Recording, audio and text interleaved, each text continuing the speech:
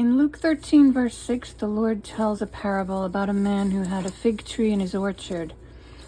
For 3 years he came in search of fruit on that fig tree, and it gave no fruit. He instructed the gardener to cut it down. He said, "Why should it exhaust the soil?" And I'm always reminded of that when I'm cutting off the dead parts of my plants. This one is rough. He didn't make it through the winter very well, but there's a little bit of life left, so I'm gonna cut him down and get him going. And Father Stephen Shire was in a car accident. Miraculously, he lived, and 7 months later, he was back celebrating Holy Mass and reading this very gospel, Luke 13, verse 6 and following, about the fig tree that didn't bear fruit. And now, to continue in this parable, the gardener said, "Well, let me cultivate around it and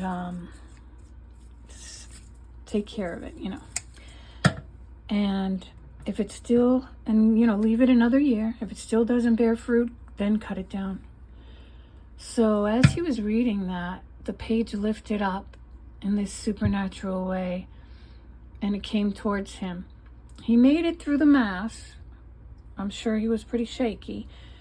Back at the rectory, he had this amazing experience where he saw what happened at his accident. He actually had died and gone to his judgment. And he had, strangely enough, prepared in his mind what he would say to the Lord, certain excuses on his eventual judgment. But he said when he was there, he said, when you're before truth, you cannot. There are no excuses. And everything the Lord told him that he had done, all he could say was, "Yes, Lord. Yes, Lord." He said, "You deserve hell." And he said, "Yes, Lord." He said, all I could say was, "Yes, Lord." People think they're going to have excuses. There's no excuses. The people that you're trying to please, they're not going to be there with you. You're going to be by yourself before God.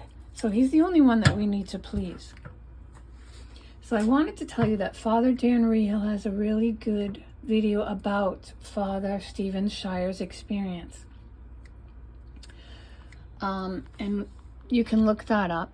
And I believe it's entitled, what you do is you look under Father Dan Rehill's sermons or homilies.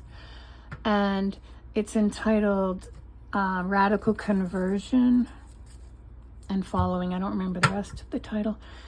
But the best part is, after he said, "Yes, Lord," to his judgment to go to hell, he heard a wonderful, beautiful female voice say, "Son, could we give him a second chance?"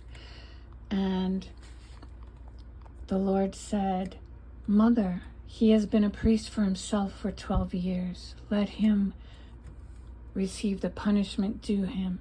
And Mother Mary quoted Luke 13, verse 6 and following. She said, "Son, but if we give him special graces and strengths, and if he still doesn't bear fruit, your will be done."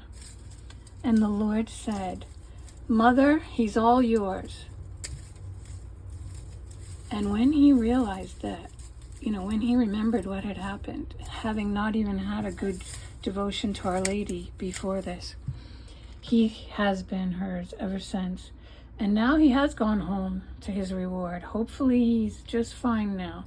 What he did was, he stopped being a diocesan priest, and he joined an order.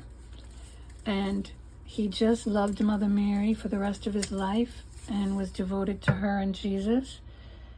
And it's a wonderful, wonderful mercy of God displayed in his experience.